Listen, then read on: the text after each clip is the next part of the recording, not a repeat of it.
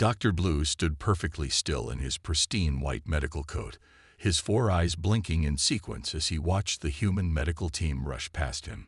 Their white coats were stained with blood, their movements quick and messy. Everything that his advanced civilization had moved beyond centuries ago. He was here on Unity Station as part of a diplomatic visit, representing the Stellar Medical Alliance. His people took pride in their perfect, computer-guided medical procedures. Every cut was precise, every treatment planned out by quantum computers, every decision backed by millions of simulations. The emergency alert had interrupted his tour of the human medical bay. A maintenance accident in the lower decks. 3 humans and 2 aliens with severe injuries. As the ranking medical officer present, he had offered his help, expecting to show these humans how real medical care should work.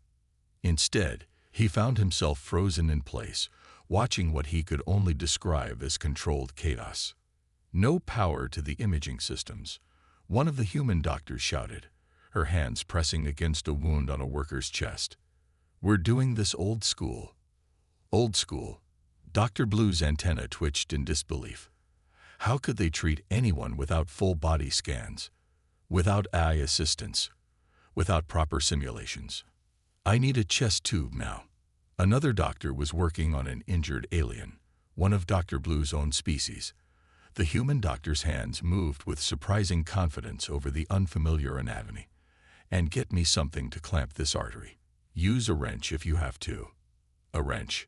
Dr. Blue felt sick. These humans were going to kill his countrymen with their primitive methods. But then he saw something that changed everything. The human doctor treating his countrymen reached inside the chest cavity, guided only by touch and basic medical scanners. In 10 seconds, she had found the bleeding artery that Dr. Blue's people's computers typically took 2 minutes to map.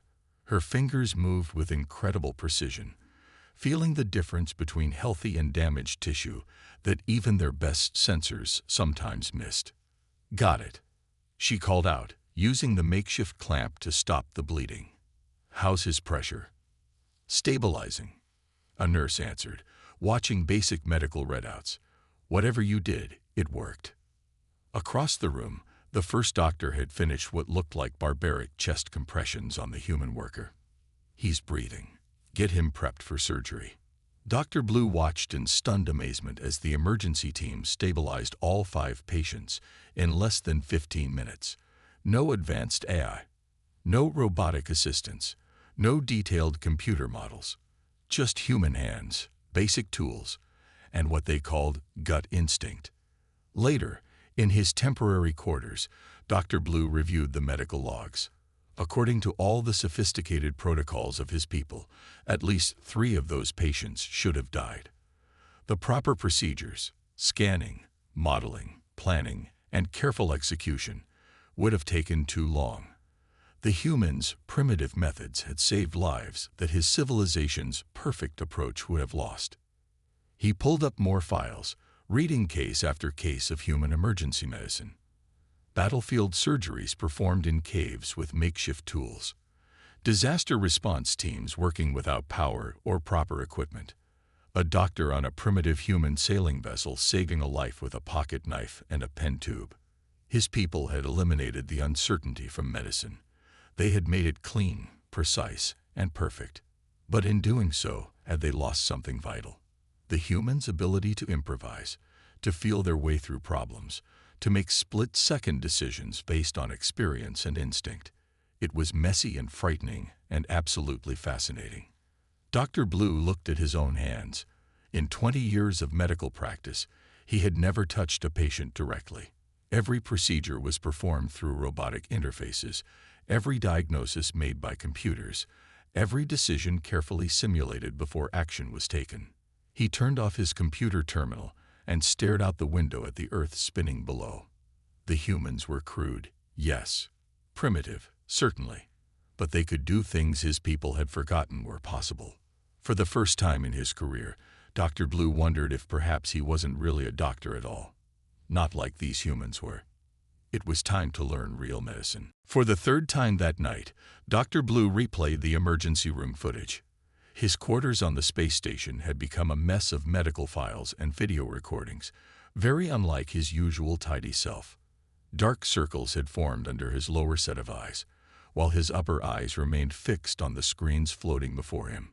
"Computer, freeze frame," he commanded, watching the human doctor perform what his people would consider impossible: a successful surgery with only local scans and basic tools. How do they do it? A soft beep announced an incoming call. Dr. Blue sighed, knowing exactly who it was. His supervisor, Dr. Gray, appeared on the main screen, looking disappointed as usual.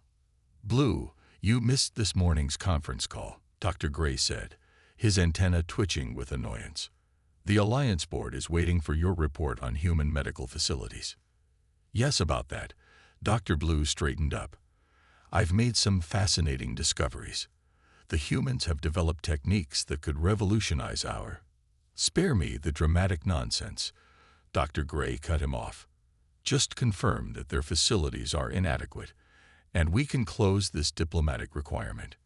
Dr. Blue felt something he had never experienced before: anger at his own people's arrogance. "Actually, I've seen them save lives in situations where our methods would fail." The silence that followed was painful. "Blue," Dr. Gray spoke slowly, as if talking to a child, "you're not seriously suggesting that these primitives have anything to teach us. Their medicine is barely better than guesswork." "Guesswork that works," Dr. Blue replied firmly. "Yesterday, I watched them save 5 critical patients in the time it would take our systems just to complete initial scans, through dangerous, unproven methods." "You're not thinking clearly." Dr. Gray's color darkened with concern. "Perhaps we should bring you home for an evaluation." Dr. Blue looked at his desk, where he had already prepared his letter of resignation. "That won't be necessary. I've made my decision." He took a deep breath. "I'm resigning from the Alliance." "You're what?" Dr. Gray's antenna went completely straight, a sign of total shock. "I've already applied to Earth's International Medical Exchange Program. I'm going to learn their methods." "This is madness. You're throwing away centuries of advancement to learn primitive butchery. Think about your reputation, your future."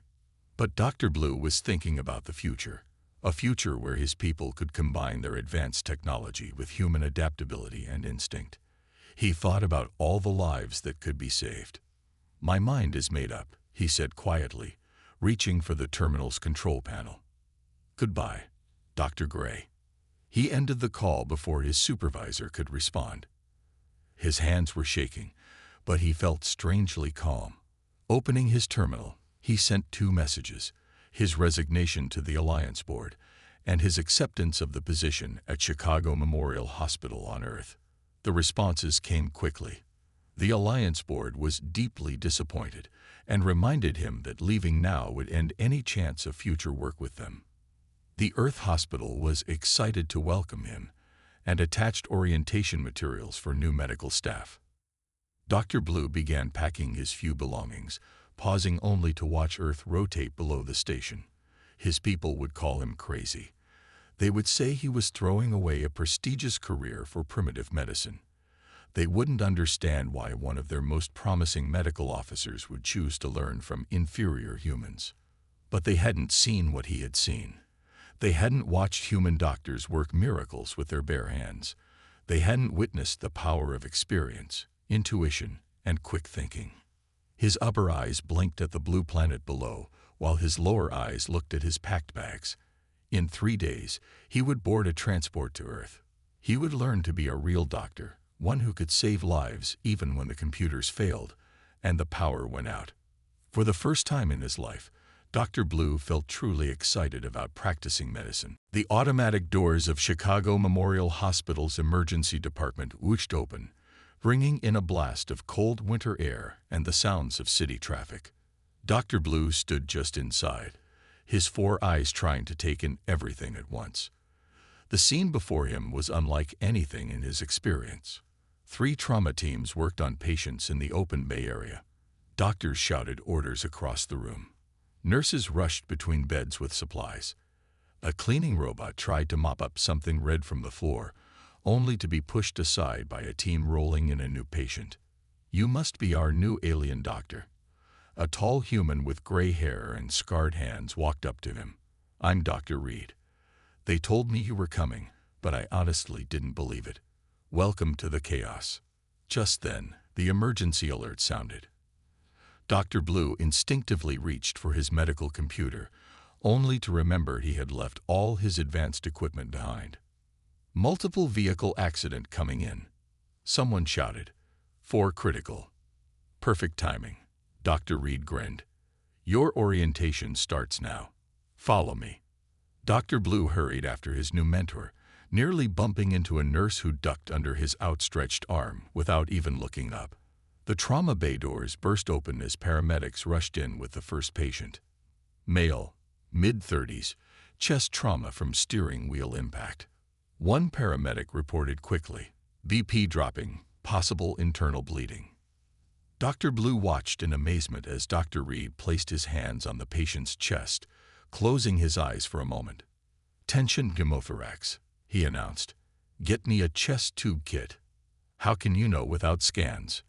Dr. Blue asked, his antenna twitching nervously. 20 years of feeling chest trauma," Dr. Reed replied while working. "See how the right side feels different from the left.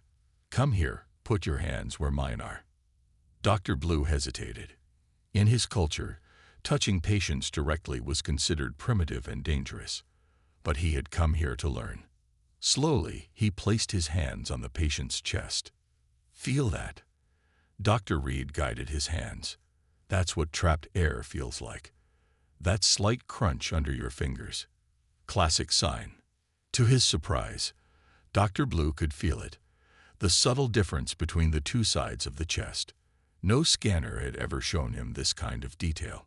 "Now you're going to help me put in the chest tube," Dr. Reed said, already preparing the site.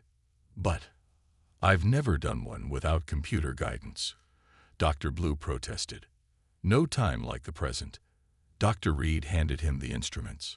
"I'll talk you through it. Trust your hands." The next few minutes were the most stressful of Dr. Blue's medical career. Working only with basic tools and Dr. Reed's guidance, he inserted the tube.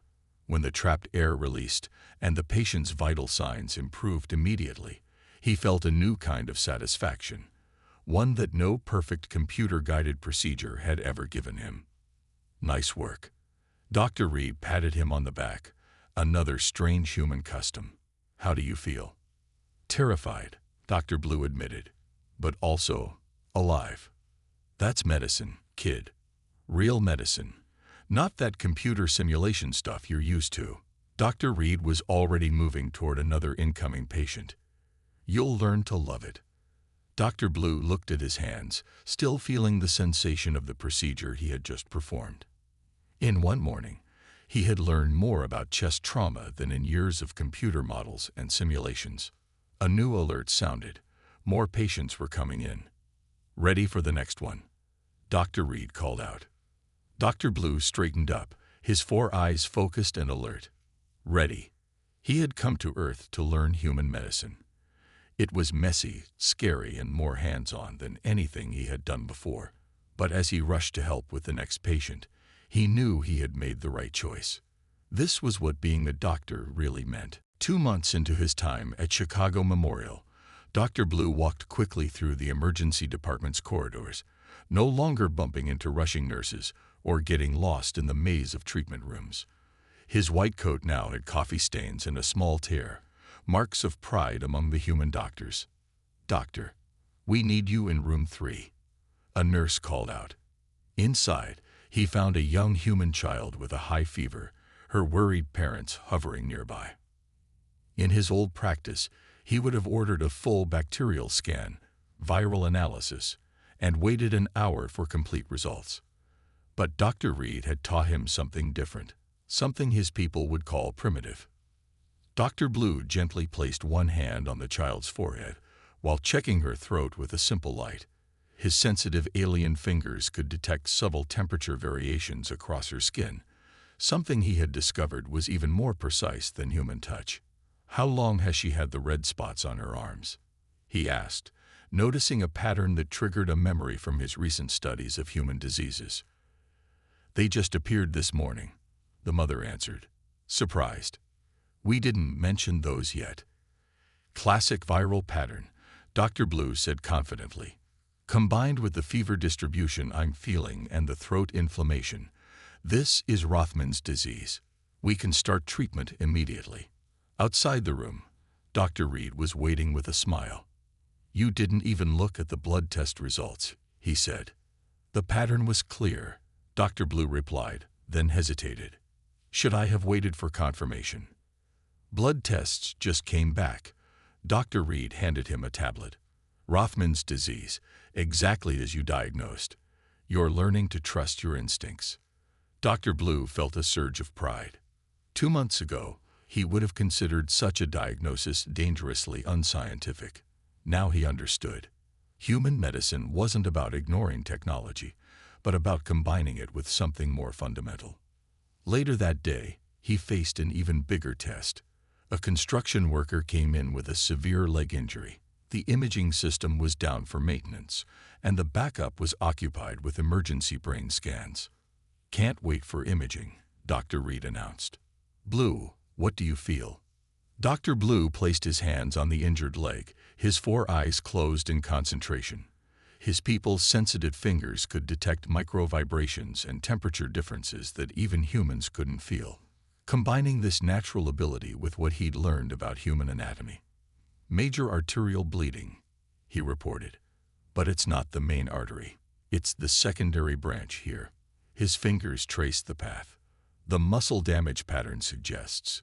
Yes, I can feel the torn ends. We can repair this without full imaging."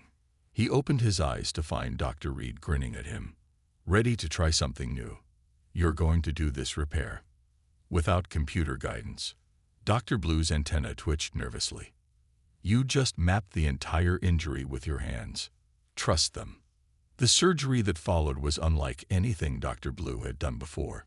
Using his enhanced sense of touch and his new human-taught skills, he repaired the blood vessel and surrounding tissue. When they finally got scans hours later, they confirmed his work had been perfect. That evening, as he updated patient charts on actual paper, another human practice he'd come to appreciate, Dr. Blue thought about how much he had changed. He was doing things his people considered impossible, even primitive, yet he had never felt more like a real doctor. His computer pad blinked with a message from home. Another colleague asking if he'd come to his senses yet. He smiled and closed the message without responding. They couldn't understand that he was doing exactly that, coming to his senses, learning to use them in ways his people had forgotten were possible. In combining his natural abilities with human techniques, he was becoming something new, a doctor who could work with both technology and instinct. And he was just getting started. The explosion shook Chicago Memorial's windows at 2:47 a.m. Dr. Blue was checking on a patient when the emergency alert system blared to life. "Chemical plant explosion," the overhead speakers announced. "Mass casualties incoming. All available staff report immediately." Dr. Blue rushed to the emergency department, his 4 eyes taking in the controlled chaos as staff prepared for the incoming disaster. Dr. Reed was already there, shouting orders. "Blue, thank goodness you're here." The chemical plant had 30 workers inside when it blew. First wave coming in now. The doors burst open. Paramedics rushed in with burned and injured humans on stretchers. The acidic smell of chemical burns filled the air, making Dr. Blue's sensitive nose twitch. "Unknown chemical exposure," a paramedic shouted. "Standard decontamination isn't working." Dr. Blue's antenna perked up. He recognized the smell. It was similar to a compound his people had dealt with before. His old training would say to run full chemical analysis, wait for results, then plan treatment. That would take an hour. These patients didn't have an hour. "I know this chemical family," he announced loudly. "It's like the xanthar industrial acids. Normal decontamination won't work, but a base solution of..." He quickly converted the chemistry to earth terms. "Baking soda and water will neutralize it. Dr. Reed didn't hesitate. You heard him. Get that mixture made up now. More patients arrived. The emergency department filled with the injured and dying. The hospital's computer systems, overwhelmed by the sudden influx of patients, began to crash. Systems are down. Someone yelled. We're losing patient tracking. Dr. Blue saw several younger doctors freeze, too dependent on their technology. But he had learned from the humans how to work without it. Everyone pair up, he ordered. One treats, one records on paper, just like our mass casualty drills. He moved from patient to patient, his sensitive fingers detecting problems that even machines might miss. A collapsed lung here, internal bleeding there. He worked with human speed now, making quick decisions that would have horrified his old colleagues. A critical patient arrived.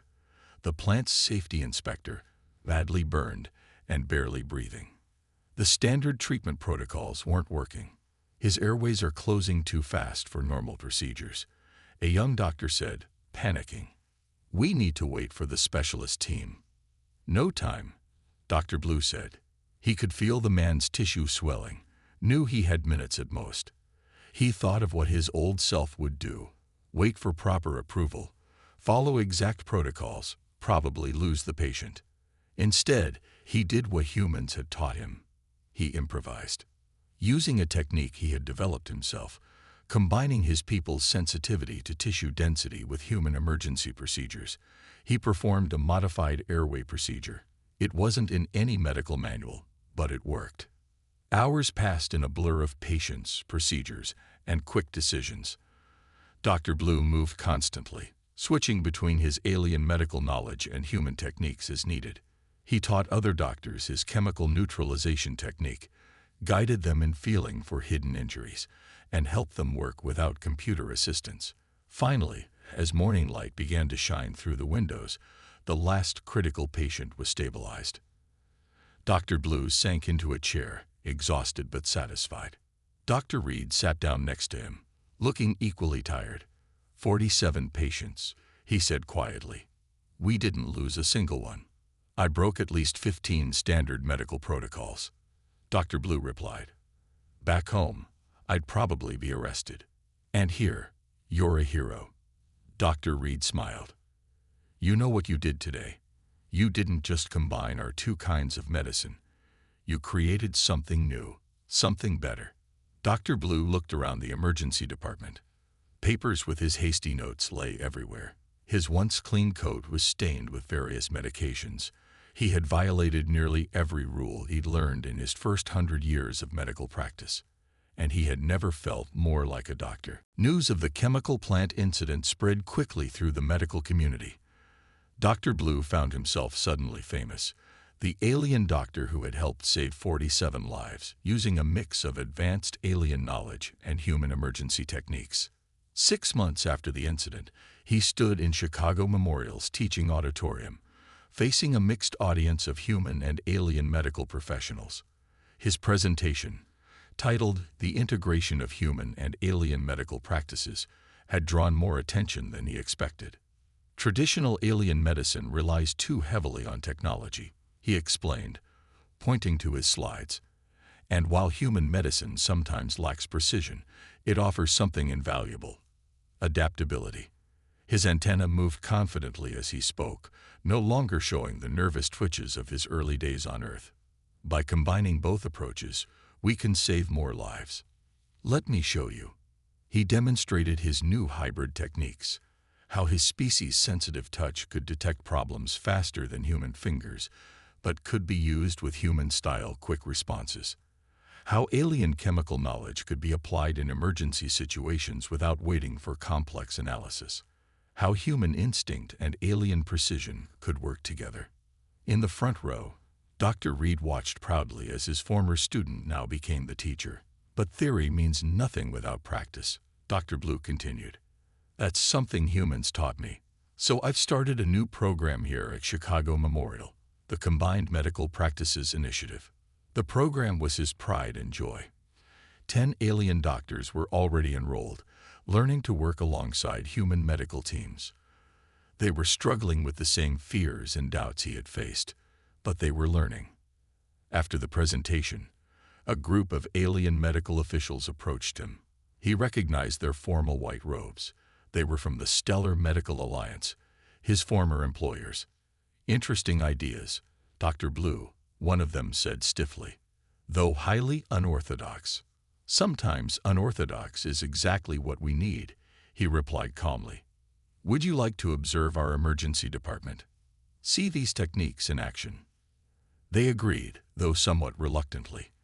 Dr. Blue led them through his daily routine, showing them how he combined the best of both medical traditions. They watched him treat patients using alien sensitivity and human decisiveness, their antennae twitching with both concern and curiosity. "Your methods are effective," the lead official admitted finally, "though they go against centuries of our medical traditions." With respect, Dr. Blue answered, "Tradition should evolve when we find better ways. Humans taught me that." Later that evening, working his regular emergency department shift, Dr. Blue treated a young human with a complex fracture. His fingers detected the exact break pattern while his mind quickly formulated a treatment plan using both human and alien techniques. The patient was treated and stable in minutes. "You know," Dr. Reed said, joining him for coffee afterward, "when you first arrived, I thought teaching you human medicine would be the biggest challenge of my career." "Was it?"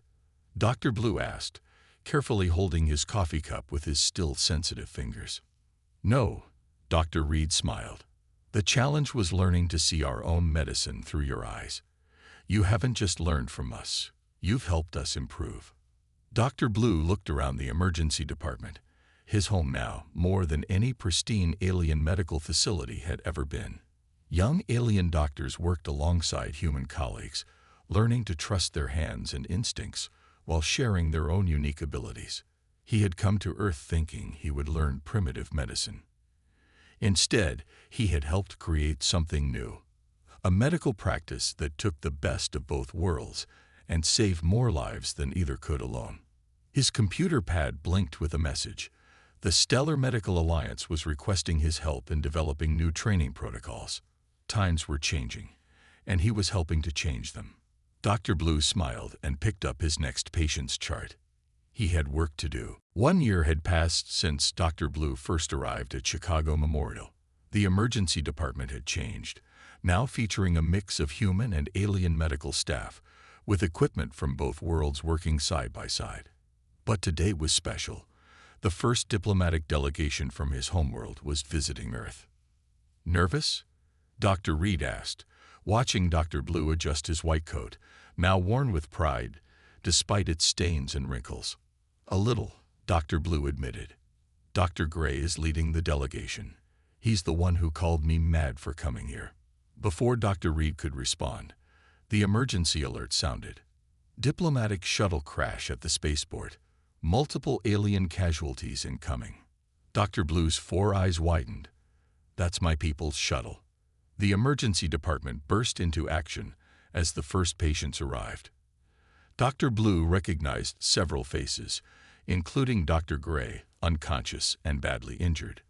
Multiple trauma, unknown internal injuries. The paramedics reported their anatomy. "I know their anatomy." Dr. Blue stepped forward, his voice steady. "And I know how to treat them without waiting for their standard protocols." He turned to his team, a mixture of human and alien doctors he had trained himself. "Remember what we practiced. Human speed, alien precision.